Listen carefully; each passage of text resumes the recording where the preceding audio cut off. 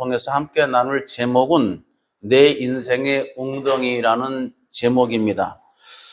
우리 삶에서 내가 좋은 평탄한 곳을 밟기를 원하지만 때로는 원치 않는 지경에 처하게 될 때가 종종 있습니다. 그 중에서도 웅덩이라고 표현된 것은 여러 작가들이 글을 통해 표현하기도 하고 또 여러 사람들이 간증 형식으로 소개하기도 하지만 삶의 여러 여정 가운데서 내가 정말 딛고 싶지 않았던 곳에 빠져서 내 스스로 자력으로 빠져나올 수 없는 그런 지경, 이런 지경에 처하게 됐던 상황들을 우리가 때로는 가끔 들을 수가 있습니다.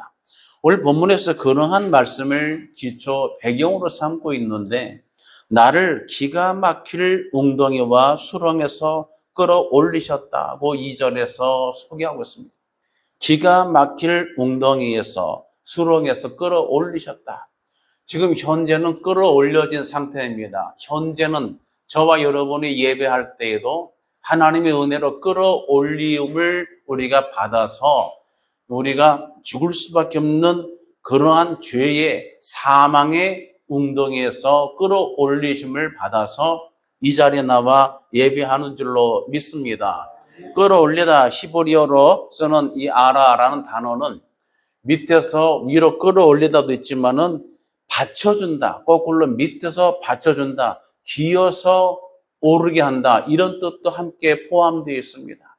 정말 어려울 때는 밑에서 내가 스스로 아무런 힘을 발휘할 수 없을 때 누군가 나를 도울 분이 밑에서 나를 지탱해주고 받쳐줘서 내가 기어 올라올 수 있도록 그렇게 도와주는 그런 힘도 존재하는 것이죠. 성경에서 이 단어가 쓰여질 때는 사람이 자기 힘으로 어떻게 감당할 수 없을 때, 내 스스로 나를 끌어올릴 수가 없는 그러한 위경에 처했을 때 이 단어가 쓰여졌습니다. 실제로 성경에 보면은 출애굽 상태에서 저들이 이스라엘 백성들은 노예 상태에 그렇게 놓여 있었지 않습니까? 당시 애굽은 최강 국가였습니다. 그래서 이스라엘 백성들이 그 애굽의 통제, 그런 압제 하에서 자력으로 빠져나올 수가 없어요. 그 하나님께 부르짖으며 탄식으로 기도했다고 성경은 기록하고 있습니다. 그때의 시편이 이 부분을 이렇게 기록하고 있습니다. 시편 81편 10절에 나는 너를 애굽 땅에서 인도하여 낸 여호와 내 하나님이니 내 입을 크게 열라 내가 채우리라. 할렐루야.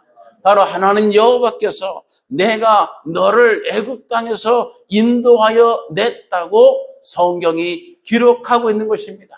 여기서 내가 너를 애굽 땅에서 인도하여 냈다 할 때 바로 이 단어가 아라를 썼습니다. 끌어올렸다, 밑에서 받쳐서 기어 올라갈 수 있도록 도왔다 하는 그런 뜻입니다. 그러므로 오늘 이 예배를 통해서 인간의 힘으로 자력으로 감당할 수 없게 되는 그러한 기가 막힐 웅덩이 위경을 만나게 된다면 이 하나님이 우리를 끌어올려 주시고 들어주시고 때로는 밑에서 받쳐주셔서 우리를 구원에 이르도록 하시는 그 은혜를 받아 누리시기를 축복합니다. 그렇다면 우리 인생에 실제로 이렇게 다윗의 고백과 같이 기가 막힐 웅덩이와 수렁에 빠질 때가 언제인가 하는 점. 첫 번째는 위기에 쫓길 때입니다. 위기에 쫓길 때. 사람들은 살면서 태어나면서 축하를 받게 되죠. 그래서 여러 사람들의 축하 속에 어린 유년의 시절을 보내게 되는데 성장하면서 나도 모르게 원치 않게 내가 만들어 놓은 많은 문제와 함정들로 쫓길 때가 많습니다. 때로는 물질로 쫓기고 때로는 환경에 쫓기고 때로는 여러 가지 내가 손댄 일 때문에 내가 압박을 당하고 쫓김을 당하는 경우도 있습니다. 오늘 본문에 다윗은 위기에 쫓길 때입니다. 대부분의 많은 성경학자들이 이 본문의 말씀을 다윗이 사울 왕에게 쫓겨 다닐 때 기록한 것으로 그렇게 해석을 하고 있습니다. 이 과정에서 다윗은 먹을 것도 없는 광야에서 10년 넘게 도망 다니며 쫓김을 받으며 쫓기는 생활을 해야만 했습니다. 영양실조로 죽을 뻔도 하고 잠잘 자리가 없어서 동굴에서 잠을 자고 때로는 요즘 말하는 감기 몸살 같은 그런 질병으로 그의 몸이 신음하고 정말 죽을 뻔한 위경에 처하기도 하고 그렇게 해서 정말로 애처로운 생활을 10년 동안을 견뎌야 했습니다. 성경에서 마태복음 12장 3절에서는 이 부분을 이렇게 묘사하고 있습니다. 때로는 신약을 통해 구약의 사건을 재조명해 볼 때 더 의미가 되는 경우도 있습니다. 마태복음 12장 3절에 예수께서 이르시되 다윗이 자기와 그 함께한 자들이 시장할 때에 한 일을 읽지 못하였느냐 이렇게 말씀이 기록되어 있습니다. 여기서 조금 더 음미하기 위해서 한 단계 더 나가서 제가 종종 쓰지만 다른 번역을 한번 풀어보겠습니다. 새 번역 성경에는 이 말씀을 이렇게 기록하고 있어요. 예수께서 그들에게 말씀하셨다. 다윗과 그 일행이 굶주렸을 때에 다윗이 어떻게 했는지를 너희는 읽어보지 못하였느냐? 이렇게 기록되어 있어요. 다윗과 그 일행이 굶주렸을 때에 아예 새 번역 성경에는 다윗과 그 일행들이 굶기를 다반사로 굶주렸을 때가 어떻게 했는지를 우리 주님께서 말씀하신 것을 그렇게 번역으로 옮겨 놓고 있습니다. 또한 다윗은 사울왕의 추격에서 체포 직전에 죽을 뻔한 위기 바로 직전에 겨우 모면에 살기도 하고요. 더 이상 숨을 데가 없으므로 다윗이 고민하다가 블레셋 땅으로 도주한 일도 생깁니다. 그래서 블레셋 지역에 숨어 지냈지만 블레셋 사람들 아기스의 신하들이 다윗이 바로 골리앗을 죽인 바로 원수인 것을 알게 되니까 다윗이 얼마나 거기서 초조했겠습니까? 여러분 잘 알다시피 미친 짓을 했습니다. 어그적거리면서 수염에 침을 흘리면서 기어다니고 땅바닥에 굴러다니면서 성경에는 자세한 기록이 없습니다만 미친 연기를 했을 때 얼마나 초조하고 얼마나 비참했겠습니까? 정말 헤헤거리고 깔깔거리고 가축인 눈을 부릅뜨고 벌떡 일어나서 소리치기도 했을 것입니다. 침을 질질 흘리면서 자기가 자기를 바라봤을 때 그 영상이 남지 않을까요? 자기가 행해온 과정 속에 나 자신에 대한 그러한 그림자 흔적이 자기를 또한 괴롭히지 않았을까요?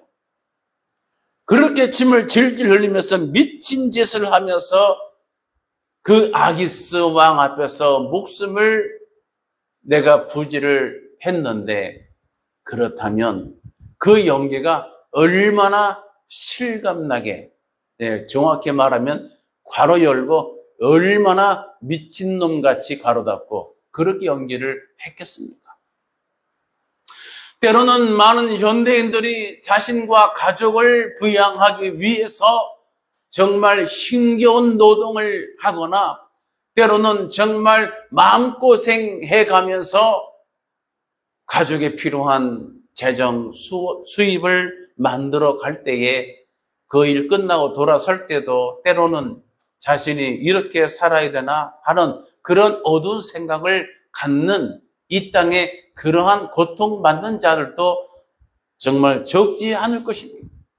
다윗이 그런 상황을 기가 막힐 상황에서 하나님이 모면하게 해주신 것을 기억하고 다윗이 2절에서 그렇게 표현을 한 거예요. 기가 막힐 웅덩이와 수렁에서 나를 끌어올려 주셨다라는 그런 고백을 쓰고 있는 것입니다. 이 웅덩이는 깊게 파인 구덩이를 말하는 것이죠. 또 수렁은 늪지대인데 가끔 무슨 영화에서 보면 늪지대에 빠지면은 자력으로 못 빠져나오더라고요. 이렇게 점점 빠른 속도는 아니지만 정말 빠져 들어가는데 그 광경 장면을 보면 공포스럽습니다. 정말 누군가 도와줄 사람 없나? 막 보는 사람이 영화를 볼 때 손에 땀이 나면서 그냥 거기에 점점 늪 속에 빠져들어가는 그래서 그 주인공이 나중에는 코 내밀고 있다가 코까지 가고 완전히 머리까지 들어가 버릴 때 이거 어떻게 된 거야? 막 절망할 때 누군가 나타나서 파서 막대기로 쑤셔서 잡고 올라온다든지 기가 막히잖아요. 기가 막히잖아요. 제가 기가 막힌다. 우리 몸에 있는 모든 기운, 한의학에서 말하는 활동력, 활력을 말합니다. 몸의 힘을 말하는 거예요. 그래서 우리가 기가 찬다, 뭐 기가 막힌다, 기가 끊어졌다, 기절한다, 뭐 이런 거 쓰죠. 기가 죽었다, 활력이 하나도 남아있지 않은 그런 상태이죠. 제가 아는 어떤 분을 만났는데 잘 음식을 드질 못해서 이렇게 걸어는 다니시지만 힘이 하나도 없어요. 그래서 이렇게 제가 이렇게 부축을 해보니까 느껴지는 게 몸에 기운이 하나도 없어요. 그렇게 내 몸의 모든 삶의 내 육신의 원동력인 것이 긴데 이런 기가 다 막혀 있더라고요. 어느 정도 내가 이런 기가 막힐 만큼 곤란하고 괴롭고 비통하고 비천하다고 것이죠. 다윗은 사울을 피해서 블레셋 시글락으로 망명했을 때 시글락을 도와서 또한 전쟁에 나간 일이 있었죠. 전쟁에 나갔다 돌아보니까 어떻게 되었어요? 아말렉 군대가 다윗과 신하들 그 모든 가족을 다 쳐서 불살르고 잡아갔지 않습니까? 그래서 저들이 이 모든 전쟁을 도와서 감당하고 왔더니 자신과 부하들의 모든 가족을 다 포로로 잡아가고 그 집들을 재산을 탈취해가고 다 불질러 놨다. 그 광경을 봤을 때 얼마나 기가 막히겠어. 참담하잖아요. 여러분, 우리가 주의를 감당하면서 신앙생활하다가 선한 일을 감당했는데 그러고 나서 돌아와서 보니까 오히려 내 지경에 문제가 쌓여있고 더러운 일이 갑자기 막 계속 나에게 닥쳐오고 그런 일들이 있을 때 우리가 정말 어떻게 표현할 수 있겠어요? 그런 지경에서 절망을 만났는데 여러분, 엎친 데 덮친 격이란 그런 말이 있지 않습니까? 다윗이 봐도 기가 막힌데 그런데 다윗의 그 부하들의 신하들이 그 광경을 보고 그 처참한 현실을 보고 일어나서 다윗을 치려고 했습니다. 저들도 화가 나고 저들도 실망을 하고 저들도 기가 막힌 이 분노를 어떻게 컨트롤하지 못하고 다윗을 쳐 죽이려고 했다 이 말이에요. 그럴 때 다윗이 표현이 뭐예요? 기가 막힐 운동입니다. 아까 처음에도 기가 막혔으니까 두 번째 기가 막힌 건 기가 막히고 더 기가 막힌 기가 찬 거예요. 그런 속에서 다윗은 정말 깨달은 게 뭐냐면 어려울 때 사람을 의지할 게 못 된다고 하는 것을 깨닫게 됩니다. 우리도 그렇지 않습니까? 우리가 어려우면 사람을 찾지만 정말 어려울 때는 사람이 아니라 하나님을 찾고 구해야 될 줄로 믿습니다. 다윗은 그 일을 통해서 사람을 찾지 않습니다. 다윗이 사람을 찾은 경우가 딱 하나 있는데 그가 너무 굶주려서 3일 동안 아무것도 먹지를 못했어요. 3일 동안을 굶었습니다. 여러분, 금식을 한다면 내가 스스로 나를 죽이기 위해서 내 육을 죽이기 위해서 내가 결심하고 하는 선택은 3일도 하고 일주일도 하고 보름도 하고 그렇게 하지 않습니까? 그런데 그것이 아니고 내가 음식을 먹고 싶은데 여건이 안 돼서 먹지를 못해. 그래서 하루를 굶고 이틀을 굶고 사흘을 굶었다는 것은 정말 비참한 얘기예요. 그래서 어떻게 합니까? 아히멜렉 제사장을 찾아가서 거기서 거짓을 말하고 진설병 떡 5개를 겨우 얻어서 돌아왔습니다. 여러분, 자기 수하들도 있는데 먹을 것을 겨우 얻어온 게 몇 개라고요? 떡 5개만 겨우 얻었다 이 말이에요. 이걸로 어떻게 해결합니까? 그래서 다윗은 사람을 의지했을 때 얻을 수 있는 것이 이 아히멜렉 제사장이 제공한 떡과도 같습니다. 떡 5개. 지금 내 밑에 수백 명의 수하들이 있는데 이 문제를 해결해야 되는데 사람 편에서 도움을 받았을 때에는 그 분량이 떡 5개 분량 정도, 이 정도는 받을 수가 있어요. 떡 5개 정도밖에 해결이 안 된단 말이에요.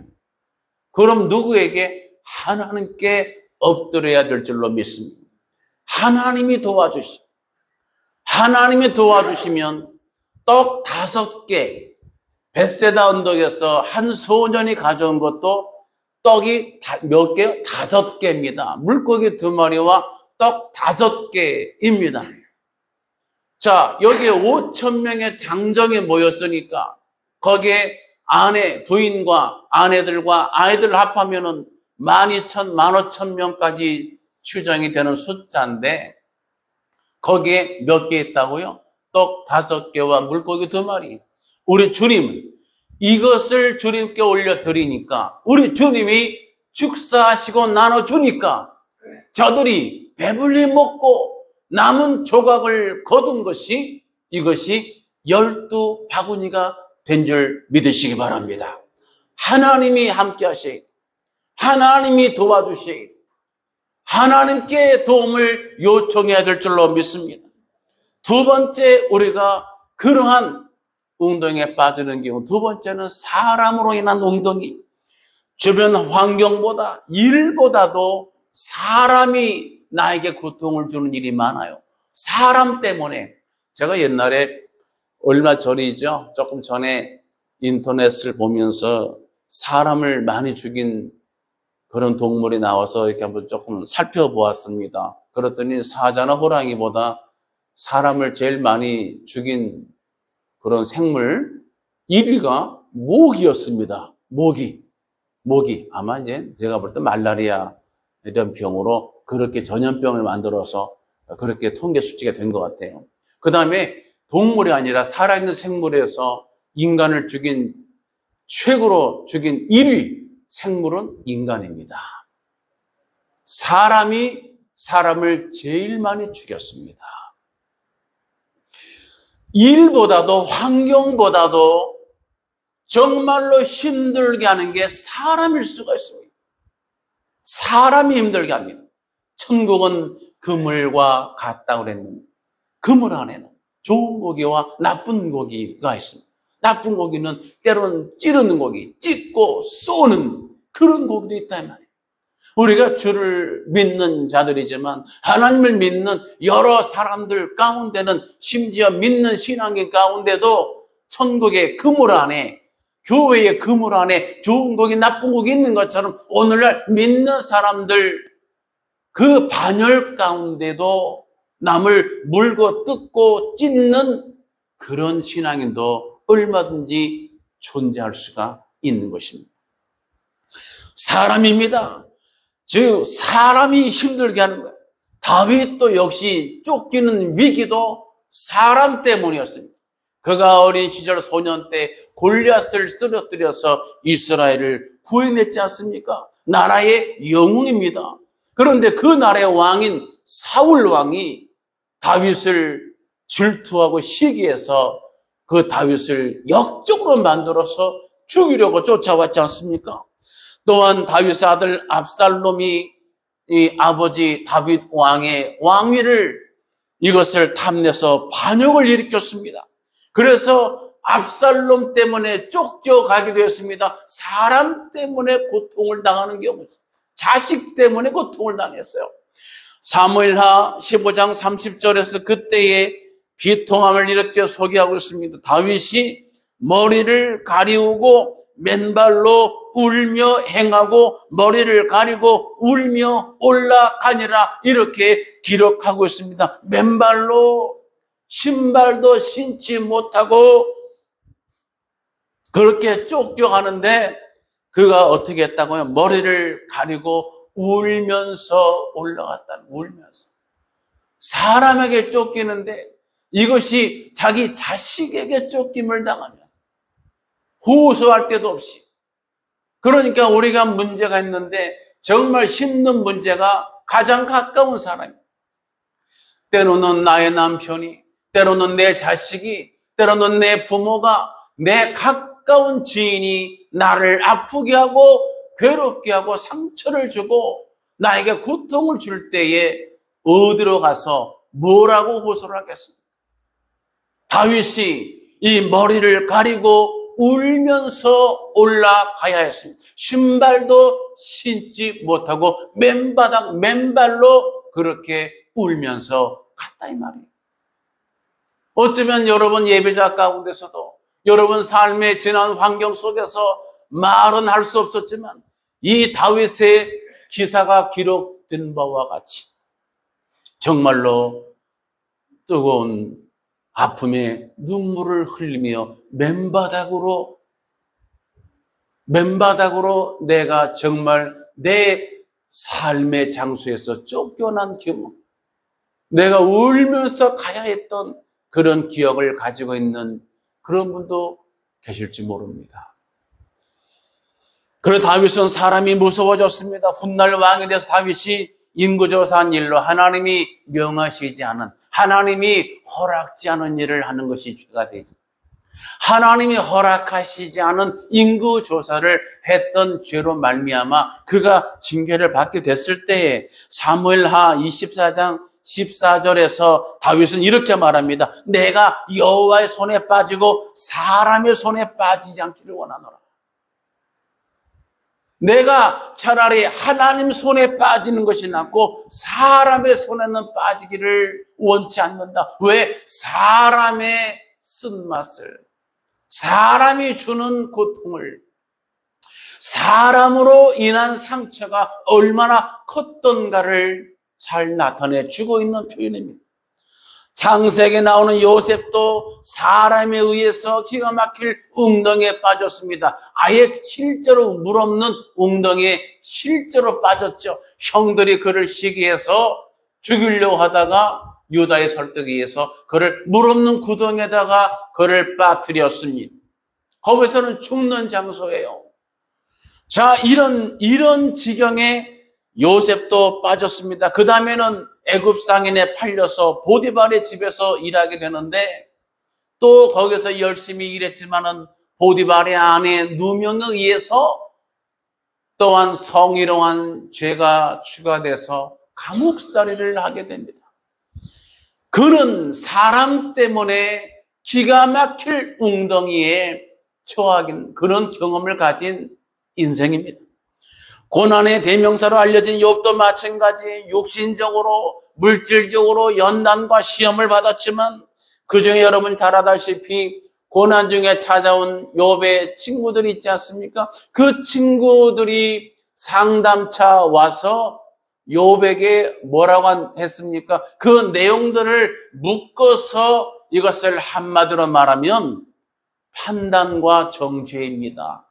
판단과 정죄에서 누가 가장 가까운 친구 지인이 때로는 저와 여러분들의 주의를 하다가 때로는 믿음 생활하다가 정말로 내가 설명할 수 없고 이해할 수 없고 납득이 안 가는 고난과 아픔과 시험에 빠지게 될 때에 그 시험도 문제지만 내 주변에 가까운 지인이 가장 믿을 만한 사람이 입술을 통해 나를 판단하고 정죄하는 일이 생길 가능성이 많습니다. 욥의 인내를 기억하실 필요가 있습니다. 그렇습니다. 이것이 사람의 웅덩이. 그래서 연단과 시험도 문제지만 옆에서 가장 믿었던 사람의 입술을 통해 나오는 얘기가 이중으로 유행어 속에 나온 것처럼 2번 죽이는 거라고. 2번 죽이는 고통을 받게 되는 겁니다. 세 번째로 웅덩이는 나 자신의 웅덩이에요. 다른 사람 아니라 내 자신 안에서 내가 파놓은 웅덩이에 내가 갇혀서 나오지 못하는 그런 경우도 있습니다. 이게 어느 경우예요? 나를 스스로 나를 절망에 빠뜨리는 무기력증인데 모세는 40년을 애굽 바로의 궁정에 지내다가 사람을 죽이고 도망쳐서 미디안 땅에 거하게 되는데 미디안 땅에서 뭘 했어요? 장인 이드로의 양들을 치며 즉 내 재산, 내 모든 자산 일도 없이 낯선 미디안 땅에서 이드로의 재산을 관리하면서 몇 년을 40년을 보냈습니다. 40년을 흙먼지를 뒤집어 쓰면서 나를 위한 삶은 아무것도 없어요. 40년 동안을 그렇게 내 것 아닌 장인의 재산을 관리하면서 40년을 흙먼지, 모래, 바람을 내가 매일 시달리고 맞으면서 양똥을 치면서 40년을 보냈을 때에 모세 이 속의 내면에는 꿈도 사라지고 비전도 사라지고 열정과 열망도 사라지고 어떠한 것도 남아있지 않고 다 모든 것들이 무기력증에 빠져 있었습니다. 이것이 내가 나에게 빠진, 나의 웅덩이에 빠진 케이스 중에 케이스입니다. 신약의 베드로는 예수님을 부인하고 걷잡을 수 없는 번민과 후회와 절망과 두려움과 낙심으로 인해서 하나님께 나오질 못하고 다시 옛 생활로 돌아갔습니다. 다시 옛 생활로 돌아가서 물고기를 남는 옛날 신분으로 다시 돌아가서 스스로 만든 절망의 감옥에 갇혀 있었습니다. 이런 사람들, 사랑하는 예배자 여러분, 이렇게 웅덩이를 만나게 될 때 어떻게 됩니까? 첫 번째로 하나님께 승부를 걸어야 합니다. 하나님께 승부를 거는 저와 여러분 되시기를 축복합니다. 욥은 깊은 절망 속에 정말 연단과 시험도 너무나 버거운 것이지만 찾아온 친구들도 나를 정죄하고 판단해서 괴로움에 빠졌을 때 그가 욥기서 23장 8절에 9절에서 그 심정을 이렇게 고백합니다.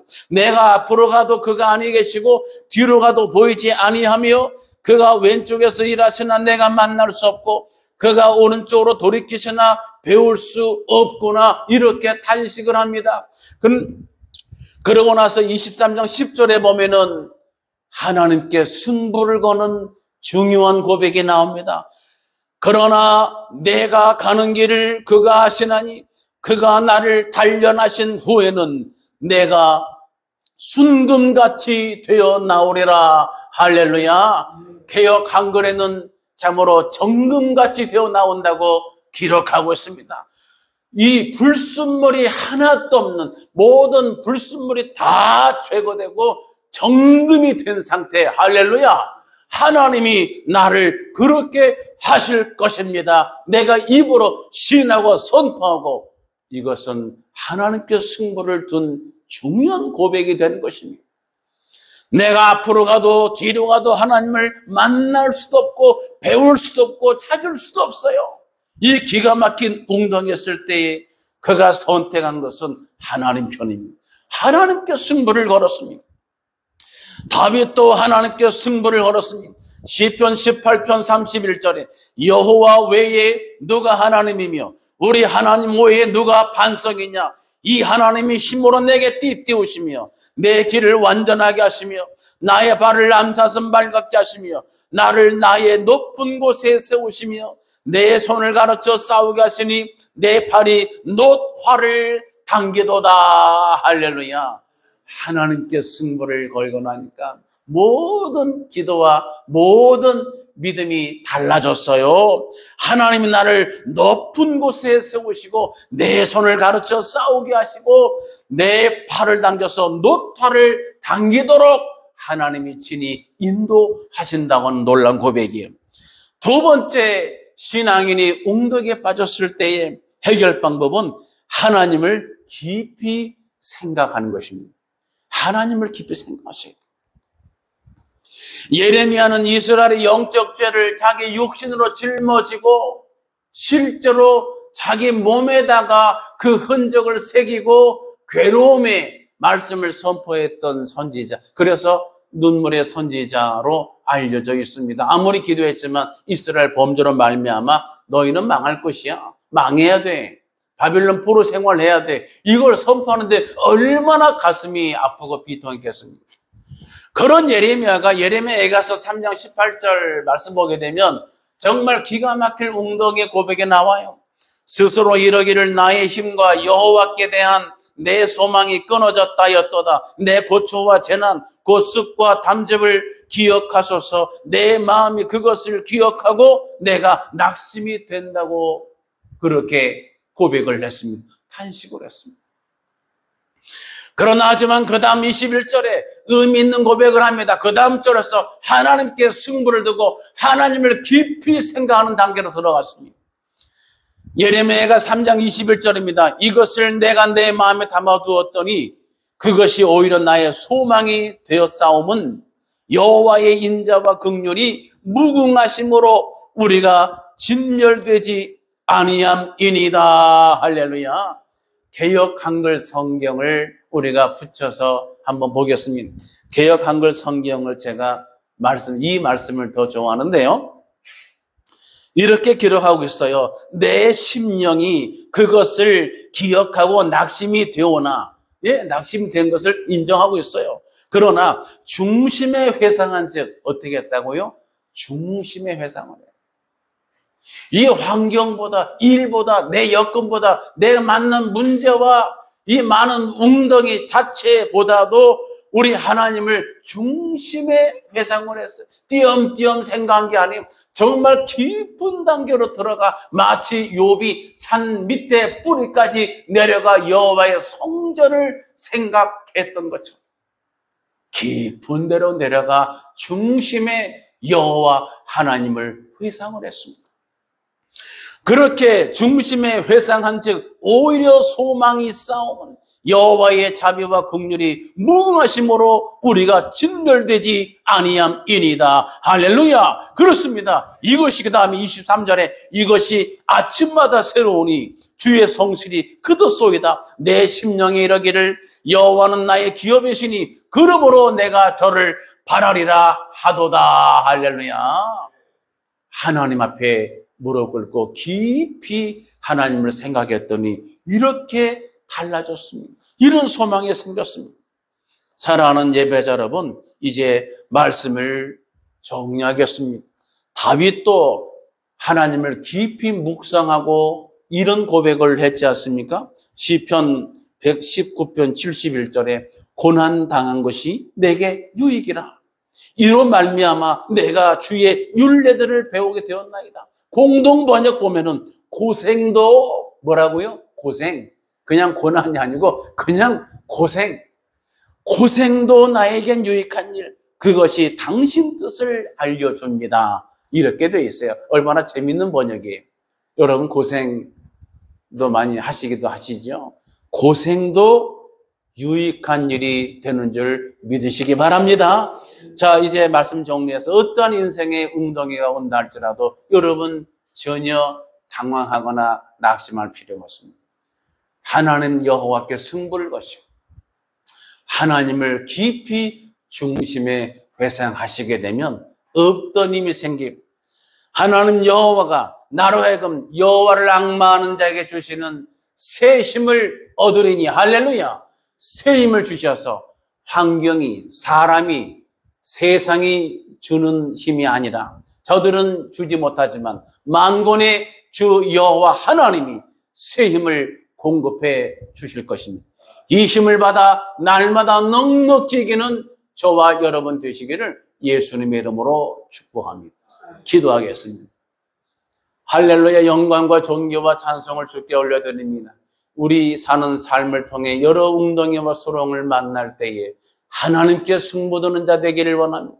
하나님을 깊이 회상하는 자 되기를 원합니다. 그래서 하나님이 공급하신 힘으로 날마다 일어서게 하여 주시고 하나님을 찬송하는 천국 백성 되게 하여 주옵소서. 예수님의 이름으로 간절히 기도드리옵나이다.